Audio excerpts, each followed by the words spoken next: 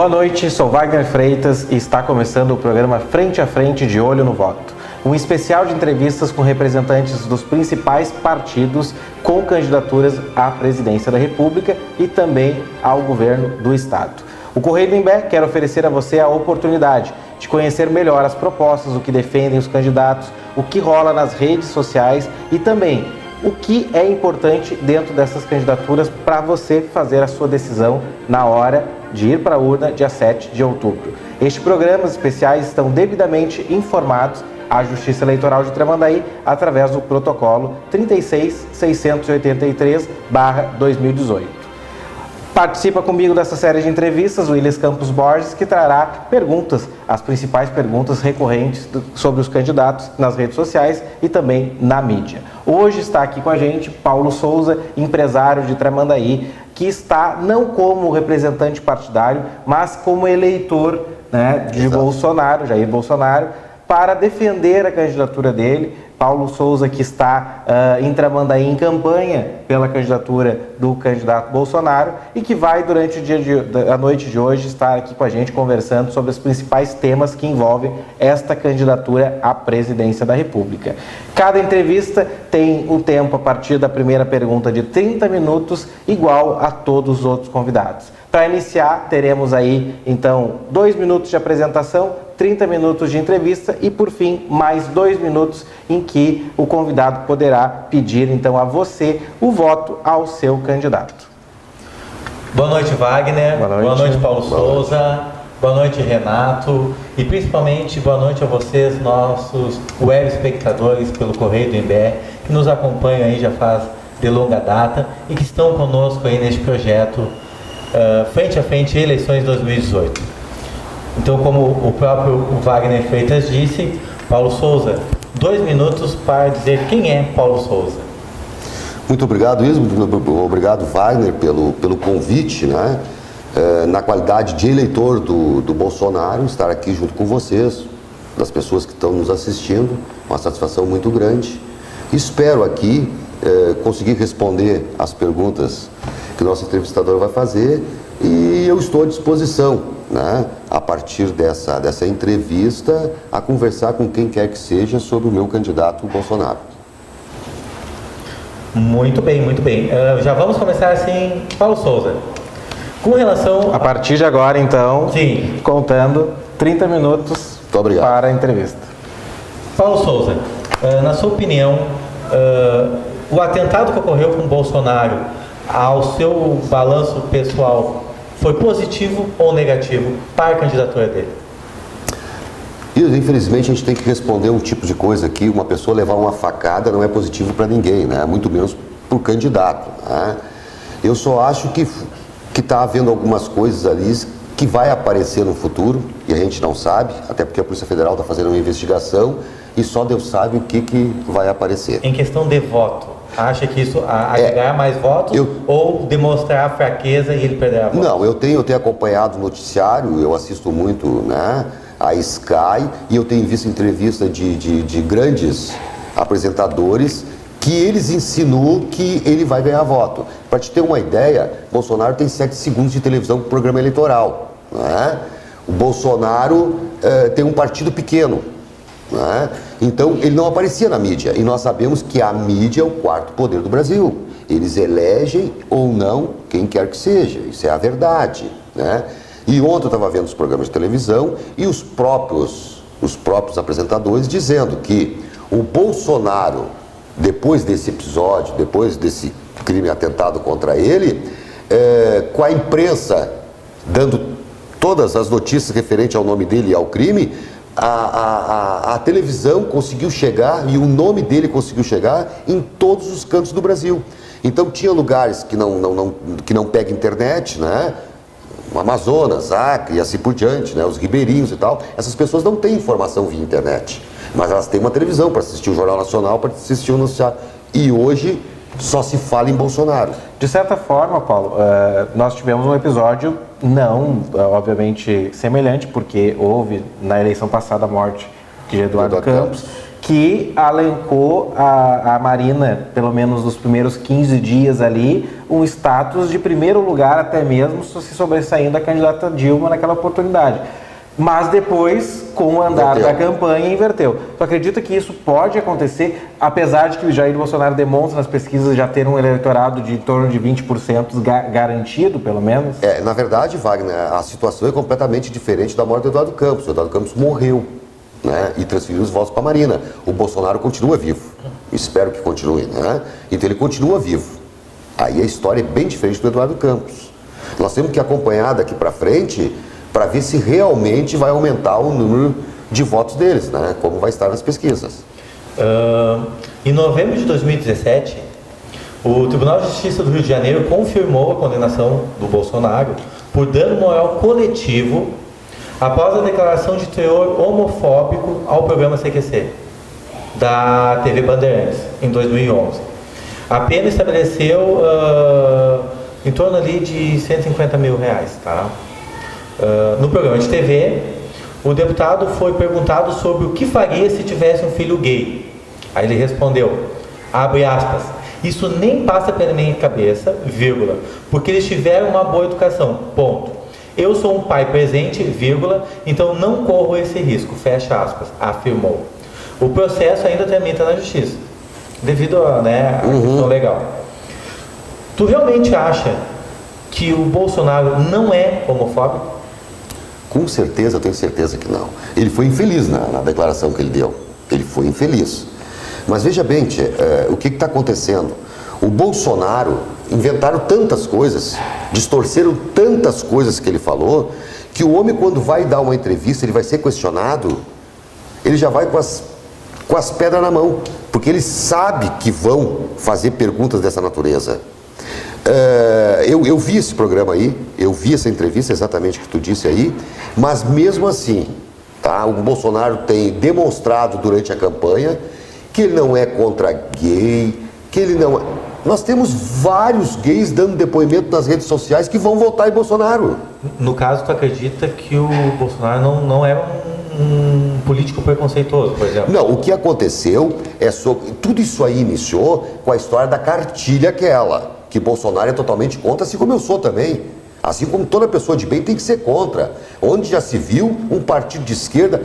Outra coisa nessa entrevista, quando eu falar, eu não vou falar PT, PSOL e tal, eu vou falar partido de esquerda, que se relaciona a esse partido. Quando esse governo, né, da esquerda resolveu implantar aquelas cartilhas no âmbito da educação, no colégio, falando sobre sexo, figurinhas, bom, todo mundo sabe aqui, aquilo é um absurdo. E o Bolsonaro, já na Câmara de Deputados, ele ia para a tribuna e falava contra aquilo ali. Então foi ali que começou a história que ele era homofóbico, porque ele não... Tudo bem, mas aí tá, a questão da homofobia. Mas, por exemplo, em 2017, ele causou polêmica com a questão das mulheres, tá? Com o intuito de ser machista. Durante uma palestra na sede do Clube Hebraica, no Rio de Janeiro, ele declarou, abre aspas, eu tenho 5 filhos, ponto. Foram 4 homens, vírgula. A quinta eu dei uma fraquejada e veio uma mulher, fecha aspas. Tu acha que é uma piada machista ou da mesma maneira ele foi mal interpretado como o da homofobia? Não, aí neste caso não. Não sei se vocês viram... Que é um dos grandes debates das redes sociais com relação à candidatura dele. Claro, em função disso aí. O que eu acho é o seguinte, o Bolsonaro em todas as entrevistas, ele usa muitas metáforas, né? Vamos dizer assim, umas piadas, tá? E essa aí foi uma delas, sabe? Não vamos generalizar tudo aquilo que ele fala. Ele fala, ele usa as metáforas e tal, mas não significa dizer que ele é contra negro, enfim, tudo aquilo que falo contra ele. Não é bem assim as coisas. 2 contradições em relação agora à esfera política de Jair Bolsonaro. Uma delas, ele se diz totalmente antipetista, agora faz uma campanha forte contra, né, o próprio presidente Lula, que deve estar preso mesmo, assim por diante, e que, né, percebendo nas redes sociais que a campanha dele e a do PT maciçamente estão brigando pelos votos. Em 2014, primeiramente, ele fez uma referência de que se ele não conseguisse se candidatar naquela oportunidade de 2014, ele teria muita vontade de ser vice de Aécio Neves naquela oportunidade. Não sei se tu está sabendo disso, né? Ele disse exatamente o seguinte, ó: claro que nada disso entrou em pauta, ninguém falou sobre isso, mas seria uma grande honra para mim, disse Bolsonaro em perguntas feitas a uma rede de emissoras de televisão. Hoje, Bolsonaro diz, diferente disso, de que, né, Aécio Neves e a turma do PSDB deveria também estar tão presa quanto a turma do PT. Isso não parece um pouco de incoerência, no sentido de que parece que ele não consegue ter esse feeling de definir quem é certo, quem é errado? Deixa eu te dizer uma coisa. Em 2014 havia qualquer questão contra o Aécio Neves? Tínhamos a questão do avião, que foi apreendido e estava em investigação. Que até hoje não se provou nada. Então, olha só. Esse dia eu vi uma pergunta para o Bolsonaro, que ele era do PP do Maluf, que sabidamente é ladrão, está provado, foi condenado. Como que ele poderia ficar do lado de um homem que era ladrão? E ele respondeu como eu vou responder agora. Naquela época, se falava que Maluf era ladrão, mas não se tinha processo na justiça, não tinha prova nenhuma. E ele era do partido do Maluf. Como que ele não ia sentar ao lado do Maluf para discutir qualquer questão política? A mesma coisa a história do Aécio Neves que tu está me perguntando. Não existia nada contra o Aécio Neves. Na mesma esfera, ele fez declarações públicas elogiando o presidente Lula em 2012, né? Por ser o 2002, né, ao qual, da sua primeira eleição, né, dizendo aqui, como na época deputado, já que, né, as grandes revoluções, né, na área social viriam do presidente, assim por diante, e até apoiou, né, candidaturas do presidente em outras oportunidades. E agora se diz, só para manter nessa linha, que nem eu disse, eu acho que a tua resposta está sendo globalizada tanto para o PSDB quanto para o PT. Mas, novamente, ele chegando à presidência da República, sem uma base, como nós conversávamos anteriormente, né, efetiva de partidos que o apoiem para governar. Será que ele vai conseguir ter esse discernimento, né, de saber quem é certo, quem é errado? Coisas que talvez o PT e o PSDB em seus governos também não tiveram e acabaram colocando em pastas importantes, né, pessoas corruptas? Wagner, deixa eu te dizer uma coisa. Eu entendo, e está provado isso aí, a nível mundial, se eu falo nível mundial, eu falo a nível Brasil, nós estamos vivendo uma troca de ciclo. Né? Até a década de 90, nós tínhamos o ciclo que todo mundo apoiava, né, de direita. Então se fala em ditadura, que não era ditadura, é regime militar, e eu vivi isso aí. Ditadura era Cuba, os amigos da esquerda. E a partir da década de 90, o mundo todo se rebelou e começou a apostar na esquerda. E aí começou todos os países do mundo a escolherem seus governantes mais para a esquerda. Então, o ciclo da direita acabou ali. Iniciou o ciclo da esquerda, que levou algum tempo para o Lula se eleger, que foi em 2002. Pois muito bem, o Lula, na verdade, ele iniciou o ciclo da esquerda. E agora, 20 e poucos anos depois, o mundo todo, nós temos exemplos na França, nos Estados Unidos e assim por diante, estão querendo voltar de novo à direita. Então nós estamos vivendo, na verdade, aqui no Brasil, esse momento de troca de ciclo, acompanhando o mundo todo. E é o que vai acontecer elegendo Bolsonaro. Nós vamos voltar a ter a direita novamente comandando o país. Porque está provado que a esquerda acabou com o Brasil. A esquerda acabou com a Venezuela. A esquerda acabou com a Bolívia. Então está provado que nós temos que voltar à direita para ver se melhora as coisas. Porque do jeito que está não dá para continuar. Tem um trecho em que o Bolsonaro declara o seguinte, abre aspas: eu fui citado pelo senhor Alberto Youssef por ocasião de sua declaração premiada, como um dos 3 deputados que não foi pegar dinheiro na Petrobras. Esse fato é verdadeiro? Tu acha que é motivo de crescimento, foi um dos motivos de crescimento do Bolsonaro no cenário político? Não, eu acho que todo político, toda pessoa pública não leva vantagem em dizer que é honesto. Honesto é obrigação de todo agente público. Mas no mundo que nós vivemos, que houve essa roubalheira de milhões e milhões e milhões e milhões, e o Bolsonaro é um dos que se safou disso aí realmente nós temos que dar a mão à palmatória, né? Na sua concepção, então, o Bolsonaro é honesto? Ah, com certeza. Tanto estou votando nele, trabalhando, fazendo campanha para ele por esse motivo. Desculpa, para não perder o raciocínio, tá?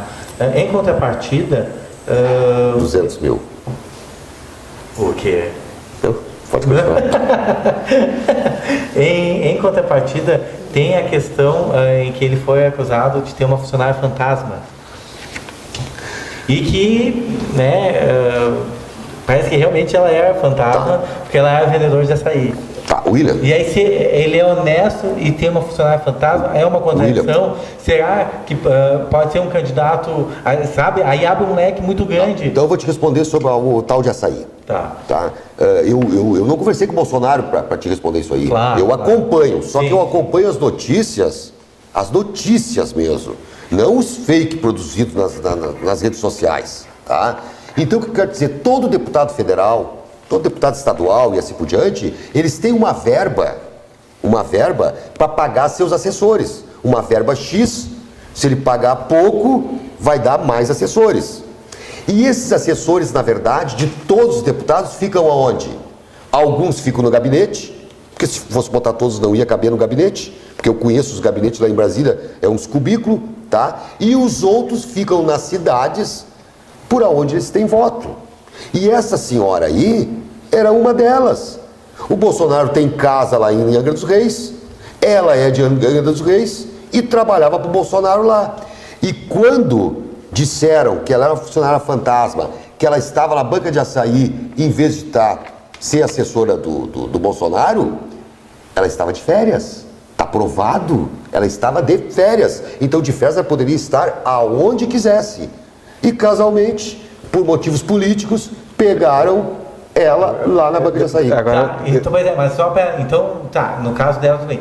E no caso do auxílio moradia, em que ele recebe sem precisar, tu acha que é moral ou é moral? E ele, como sendo candidato a presidente, deveria receber ou não deveria? Somente no ano de 2017 foram 730 mil reais. Sei todos esses valores. Veja bem, olha só. O salário de deputado é 33 mil reais. Não é? Ele tem um apartamento lá, não é isso? E como ele mesmo diz, eu tenho que pagar IPTU.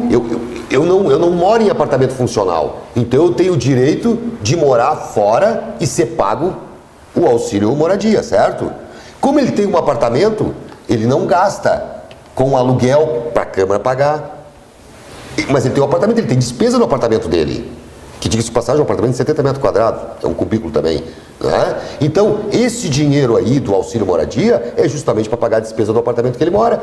Mas não entraria dentro da velha política, onde ele pega uma nova política?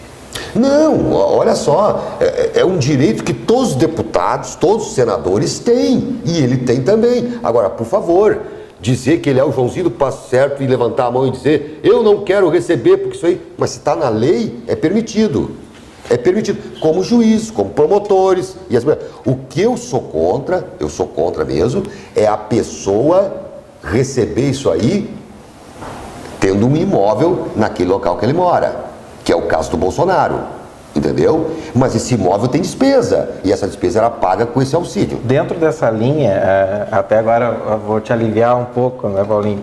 Mas igual, nós temos a questão de que em torno de 1,7 bilhões de reais neste ano eleitoral está sendo destinado para o fundo partidário, que o Bolsonaro votou contra e que disse publicamente que não usará o recurso destinado a ele para candidato à presidência. Eu acho que o partido repartirá isso entre os candidatos a deputado, senadores e assim por diante. Isso, em relação a essa questão de uso de recurso e tal, de que forma tu acredita então que ele consiga fazer a campanha do tamanho que vem fazendo, viajando o país, se ele não utilizar o recurso partidário? Aonde vem o recurso? Vou te responder. Nós temos visto ao longo dos anos as campanhas da esquerda, em que o candidato da esquerda, o Lula, quando fazia um comício, tinha centenas de milhares de pessoas. Camiseta vermelha, boné vermelho, bandeira, não era isso? Se tu for analisar aquelas pessoas ali, como é que elas iam até o local? De ônibus de excursão, de cidades vizinhas, 100 km, 200 km de distância. As camisetas eram pagas pelo PT, os boné eram pagos pelo PT. Tinha pessoas que estavam ali que nem sabiam por que estavam ali. Eles embarcaram no ônibus, foram para ali, lá no comício eles ganhavam mortadela, que era o almoço deles, por isso tem esse apelido dos mortadela, não é? E estava ali. Agora veja bem, a campanha do Bolsonaro. Nós estamos vendo na televisão, e vocês vêem, todo dia o Jornal Nacional passa o dia do candidato a presidente, multidões e multidões levantando o Bolsonaro, fazendo campanha para ele, com bandeiras. Deixa eu dizer uma coisa para vocês, essa camiseta do Bolsonaro aqui é comprada pela internet. Os vendedores não dão conta de vender essa camiseta. Bolsonaro não paga, PSL, partido dele que é pequeno, não paga. Nós pagamos. Eu fui a Gramado, porque eu ouvi dizer que o Bolsonaro ia estar lá. Aliás, ouvi dizer não, ouvi o Bolsonaro dizer que ia estar em Gramado. Eu saí daqui, eu e meu filho, nós fomos a Gramado para conhecer ele. Ninguém me pagou o combustível, ninguém me pagou a janta. Lá chegando, tinha várias pessoas de todo o estado do Rio Grande do Sul que foram para Gramado para conhecer Bolsonaro. Todos por conta própria, com camiseta Bolsonaro comprada na internet. Essa é a diferença da campanha do Bolsonaro. As multidões que estão lá não estão ganhando mortadela, não estão ganhando almoço. Agora, voltando um pouquinho na linha que nós estávamos falando sobre a questão de algumas declarações polêmicas, né? Uma delas trata-se claramente em relação à questão do feminicídio, né? Ele declarou isso, e até ontem, constantemente, eu vi trecho de uma palestra que ele falava sobre isso, e ele fazia uma referência, tentando explicar o que ele quis dizer com isso, que ele colocava uma mulher no palco e dizia: eu estou aqui contigo agora, chega um ladrão, o que tu vai fazer? Tu bota a mão no teu bolso, tira a lei e apresenta para ele? Bom, até entendi o que ele quis dizer, que a lei no papel... Metáforas, né? do Bolsonaro. Mas, ao mesmo tempo, se utilizarmos esta linha, poderemos também observar que, se for assim, na questão da corrupção, se não tiver a lei da corrupção para ser aplicada, a pergunta que eu te faço em relação a isso: tu concorda com esse tipo de posicionamento de querer colocar, olha, se a lei só for para estar no papel, ela não precisa existir?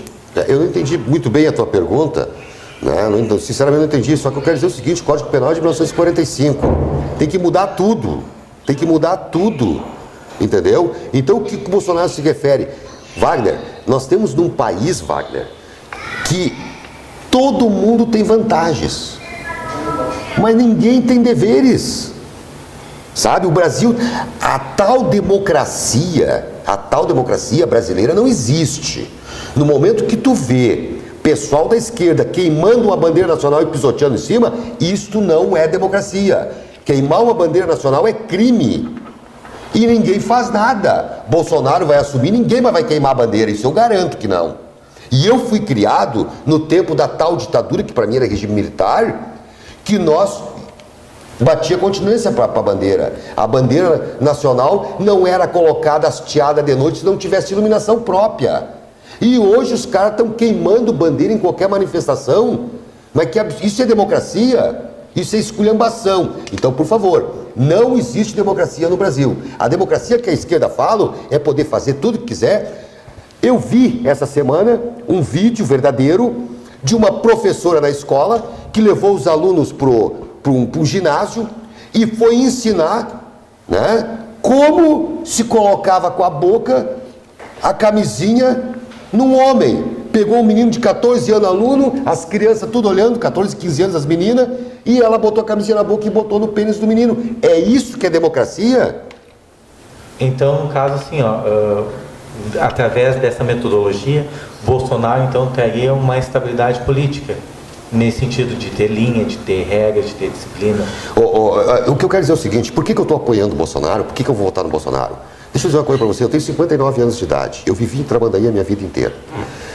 Eu participei, eu presenciei desde pequeno o que era a tal ditadura que fala até hoje.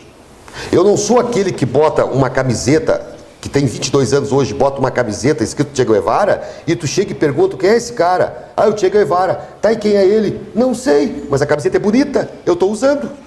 Tu entendeu? Pessoas de 30 anos de idade que vêm falar em ditadura, e tu pergunta o que é ditadura, ele não sabe o que é ditadura. Isso tudo é invenção da esquerda. Eu vivi esse tempo. Eu sou do tempo que eu ia para a escola e nós fazíamos fila para entrar na sala de aula. E isso seria uma estabilidade política. Não, política, administrativa. Então ele tem uma estabilidade geral. Geral. Política. Vamos voltar àquele tempo. Tá. Não de ditadura. Sim, olha aqui, ó, o último presidente. A questão é a seguinte, ó. Então se ele teria uma estabilidade política, ele como político dando exemplo, pelo fato dele já ter trocado por diversos partidos, isso não seria uma contradição com relação à estabilidade política? Não existe essa história de trocar. Eu sou filiado há 30 anos no mesmo partido, certo? O Wagner sabe. Sou filiado ele passou por 9 partidos. Isso não seria uma instabilidade dele, porque se ele se associa a um grupo, não dá certo. Vai, não dá certo. Vai, não dá certo. Luiz, deixa eu dizer uma coisa para ti. Traria essa instabilidade ao país político, porque ele vai lidar com diversos partidos, vai lidar com o Congresso Nacional. Hoje, 110 deputados federais assinaram uma carta dando apoio ao Bolsonaro na campanha, 110. Então ele já tem 110 deputados federais de diversos partidos políticos do Brasil apoiando a campanha dele. Esses caras vão apoiar ele como presidente. E tu acha que se ele for eleito, não vai vir um bando correndo atrás para apoiar ele? Eu assisti a entrevista dele numa rede de televisão de grande audiência, num programa de jornal, tu deve ter assistido também, onde ele disse, com relação à questão das reformas, que ele deu a impressão de que, caso ele fosse eleito presidente, ele chamaria uma Assembleia Nacional Constituinte para restabelecer a ordem de leis no Brasil e trazer uma nova... Seria uma nova Constituição. Entendeu, né? Mas para chegar até lá, tu acha isso correto? Mas com certeza. Se é para estabilizar a economia do país, se é para estabilizar os direitos e deveres do cidadão, se é para estabilizar a segurança e assim por diante, que se faça a Assembleia. Paulo, em relação à questão das falas do Bolsonaro, algumas, como tu diz, é uma tentativa de explicar para as pessoas de outra forma os seus pensamentos. Tem aqui, até mesmo tu se referiu isso agora há pouco, uma relação à ditadura. Sim, né? sim. Que ele falou em entrevista na Band em 1999, nem entrarei nessa questão que foi na votação ao impeachment da Dilma, que ele declarou então ser como ídolo, e até na entrevista dele ao Roda Viva ele também citou isso. Sou favorável à tortura e ao povo, e o povo também é favorável a isso, disse ele, tá? Nessa entrevista 99. Emendou que era necessário fazer o trabalho que o regime militar não fez, matando aproximadamente 30 mil pessoas. Apoiar a ditadura não lhe parece temerário no Wagner, contexto em que deixa eu te dizer uma coisa. Vivemos hoje? O nosso país está em clima de guerra. Só não enxerga quem não quiser ver. É uma guerra civil. 70 mil homicídios por ano, isso é uma guerra civil. Alguém tem que fazer parar isso aí. E a pessoa certa hoje é Bolsonaro. Ele tem experiência nessa área. Ele é militar, ele sabe disso. E acompanhado de um vice, um homem sabidamente, que é o Mourão, General Mourão. É um homem excelente. Hoje mesmo ele deu uma entrevista, o cara sabe o que está dizendo. Então assim, vamos ter que botar ordem no Brasil. Vamos ter que parar de fazer as pessoas queimar a bandeira do Brasil. Ontem, dia 7 de setembro, ontem, teve um desfile no Acre. Estava desfilando as crianças, os adolescentes da Escola Militar do Acre. Desfile cívico. As crianças bonitas na frente do palanque. Os esquerdistas largaram o gás-pimenta. Acabou com o desfile. Isso é um ato democrático? Isso é democracia? Jogar gás-pimenta só porque as crianças pertencem à escola militar, que é o que o Bolsonaro fala, que ele quer escola militar, porque esses colégios que hoje em dia aí, com essas cartilhas aí, que a esquerda incrementou, isso aí já era. Paulo, para a gente poder otimizar, que estamos aí a 3 minutos para o fim. Nossa!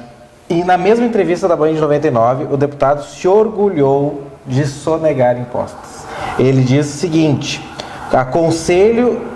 o conselho meu e eu faço. Eu sonego tudo o que for possível, afirma. Depois diz que a democracia é uma porcaria. E conta que faria isso se chegasse ao poder, naquela época. Daria o golpe no mesmo dia, tu deve ter ouvido isso, na questão, né, da Câmara dos Deputados. Né? Bom, a pergunta que eu lhe faço: tu é empresário?